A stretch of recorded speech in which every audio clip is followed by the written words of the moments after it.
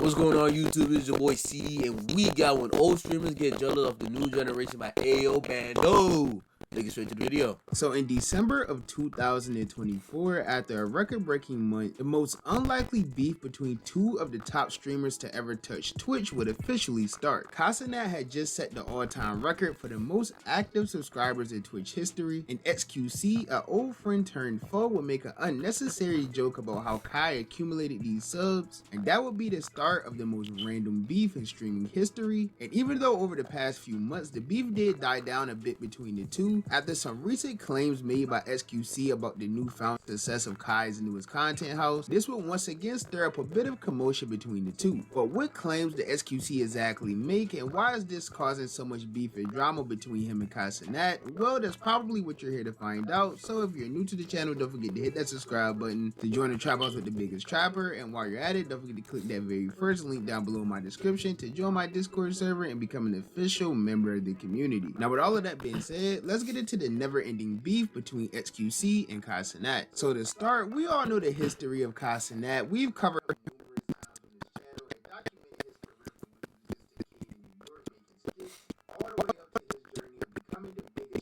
the entire world. And if you've been around Twitch long enough, then you probably know a little bit about XQC as well. We haven't covered him as much on my channel specifically, but he's been around the streaming community for a lot longer than Casanat has. In fact, XQC started his streaming career about 10 years ago at the age of 19 years old. And of course, his era of streaming is a lot different than the era that we're in now with Casanat. XQC and a lot of other popular streamers at that time gained their popularity on Twitch by being highly skilled gamers. But now that isn't really the case anymore because most of the biggest streamers on the platform don't really gain much at all. Nowadays, a lot of streamers tend to gain their popularity through the use of IRL streams or even desktop streams in general. But even with the both of these creators coming up in two completely different areas of the internet and both of them managing to become the biggest streamer within their time period. Now, I will say this about XQC. Me personally, I don't like him. Like what congratulations him being, top 10 best streamers of all time. He's been doing this since 2019 or whatever. But like 2017, I don't know.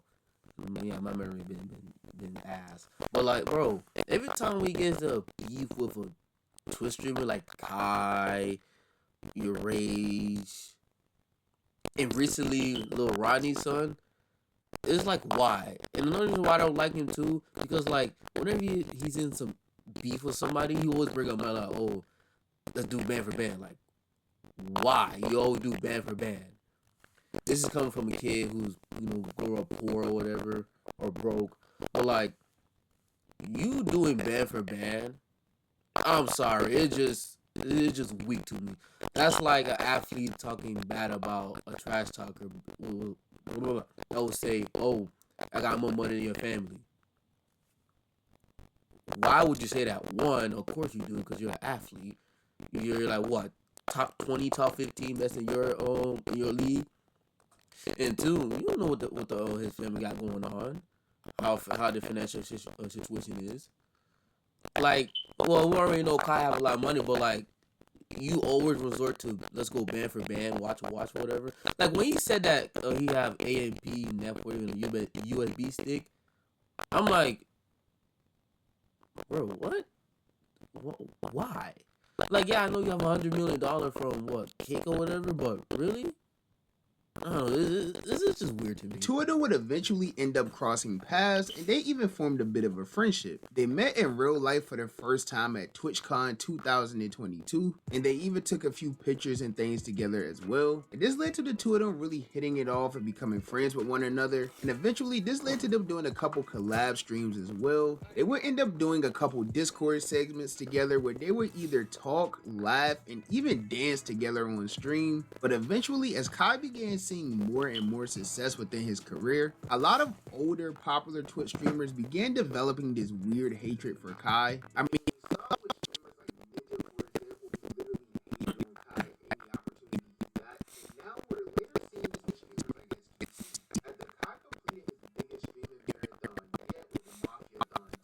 where where he became the most subscribed Twitch streamer in history, accumulating over 700,000 active subscribers in just 1 month. While in a call with fellow AMP member Agent, who's good friends with Kai Cenat, obviously, XQC would try to make some jokes about how Kai managed to accumulate all of these subscribers. Drop 100 gifted if you want me to be happy, guys. Oh my god. Oh my god, what is... Oh, that's a good strat. Wow. Yeah. The Kai Cenat strat, she's really, dude. Wow, Agent, you let him do that? Wait, when did... Off topic, Fortnite, please drop Naruto skins, okay? I got Dragon Ball. I need Trunks and Android 17, 18. I got Gojo, of course. Please just drop Naruto. I will spend $100 of V-Bucks for Naruto skin, please. All right, back to the video. This guy cry for subs? Oh, fuck. Not When say is he- something, Q. When is he not? Say something, Q. And obviously, Kyle wouldn't find any of these jokes funny at all. Not because he's solved or can't take a joke or whatever narrative people like to use when discussing this situation. The real reason Kai has such a big problem with this is because this wasn't the first time the XQC tried to send shots towards Kai and then play it off as if he was trolling or joking or something like that. And I guess Kai just let all of these little jabs build up, and eventually he got to a point where he was tired of it, and this is what led to him responding like this. Felix, let me tell you something, Felix, okay? Felix, let me tell you fucking something, nigga. I'll be holding my composure, but that, nigga. You. This nigga had the nerve to go ahead and tell me that all I do is bring celebrities on stream and shit like that, do collabs and shit like that and cool like that. Then niggas gonna say, oh my god, he only does this, he don't do nothing this, he cry for subs. I done switched it up to international. I done went international overseas. IRL. I done did gaming. And you was on my I was gaming Elden Ring. You was in my chat offering me 25,000 for each boss that I fought. Every time you came back in, let's not even bring it up. No, let's bring up the facts, gang. Glaze me, bitch.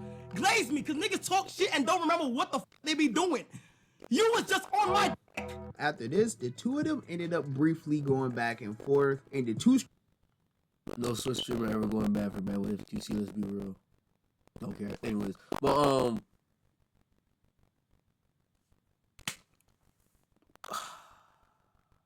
I literally forgot what I was about to say, because I'm gonna edit this out. Don't worry about it. streamers who are both extremely rich, by the way, ended up even engaging in a bit of a band for band. They're both light years outside of my tax bracket, so I'm not even going to get into all of that. But after that, the beef and drama quickly died down over the past few months, and both Kai Cenat and XQC really just stayed in their own respective lanes without mentioning each other. But all of that would end up coming to an end very recently. So a few days ago, I uploaded this video titled "How Kai Cenat's newest content house is taking over Twitch," which ended up doing pretty well. Thank you guys for that, of course. But basically, this video was about the members of the new house, how it all came to be, and how successful it's been for everyone thus far. But some people, such as XQC, doesn't mind that all of this success has been pure organic. This guy might be the GOAT. Like it. He's just doing it better. 1K, next day, 800, next day, 8K, next day, 60K. That's the GOAT. I mean, then they have 20, 20, 20, 30, 20. That's the absolute.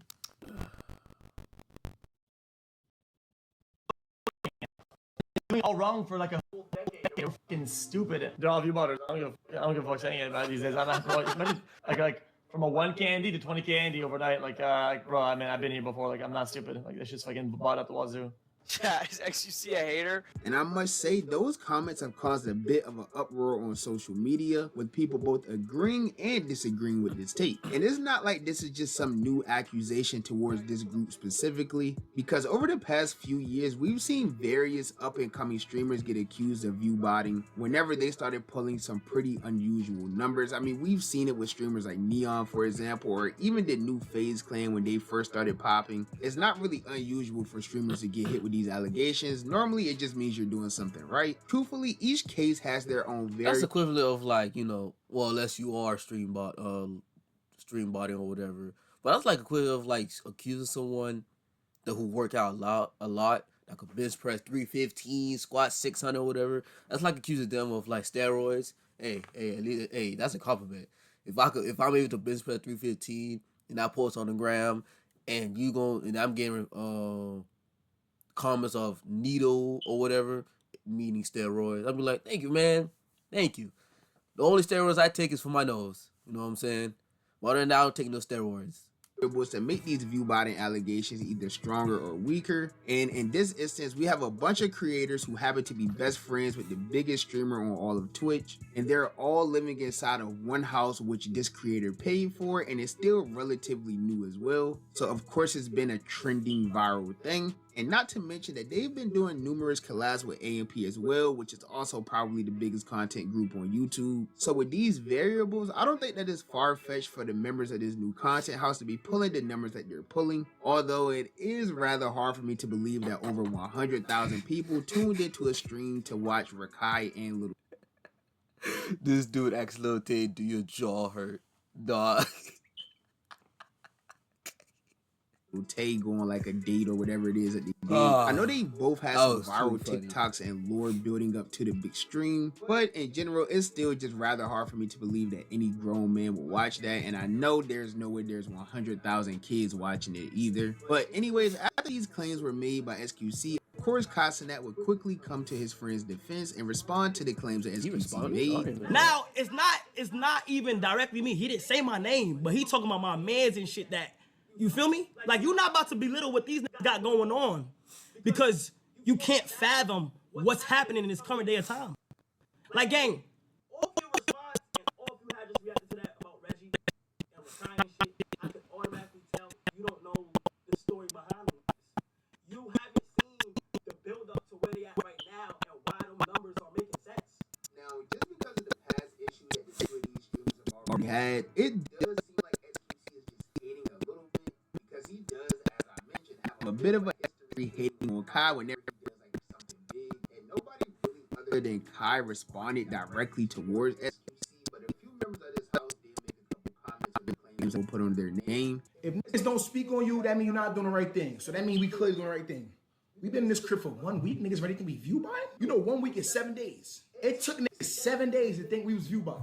And after all of that, XQC responded in a way that not many people expected. Instead of going back and forth and arguing with Kai or the entire group as a whole, XQC instead challenged Kai and the rest of the group to simply prove his claims wrong or right. You haven't seen the build up to where they at right now. What is the story behind the 4 days in a row under 40% chat rates? Doesn't it? I'm not. Forget about what I said. Forget about anything that I know or don't know. Explain what type of story or what endeavor gets you to sub 40, sub 30% validation rate in chat. Explain it. Just explain it. 4 days, 5 days in a row? I mean, I don't. Why even attack me? Attack my story. And I must say, since he made those claims, for one, nobody really responded to prove him wrong or right. But there has, in fact, been a significant drop in most of these streamers' viewers. But once again, there could be multiple factors for that. The truth is, we don't have many facts to go off at all. It really all comes down. This.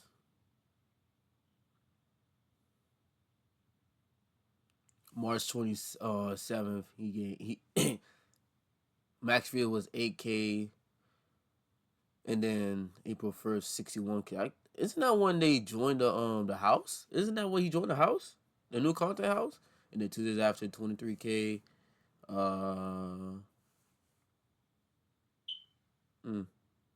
mean, but then again, for this, I think this, yeah, Gurry for this little Ronnie or Reggie, he was, before Kai, he had like some, well, I never been in his live stream, but he had like, what, a couple streams, like a couple viewers, like March 16th, I believe it, 1.2K, because he was famous or known because of his little skits or whatever at first, and then his infinite meme, why you don't wear why are you wearing glasses? Because I'm blind, which is low-key hilarious.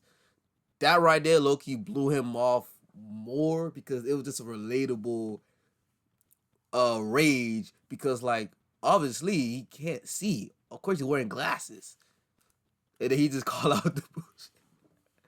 But like 61K, I'm guessing that's when he joined the house to start live streaming with Ray Kai and the others. One thing that I will say is that there's 100% more Twitch viewers now than there ever has been before.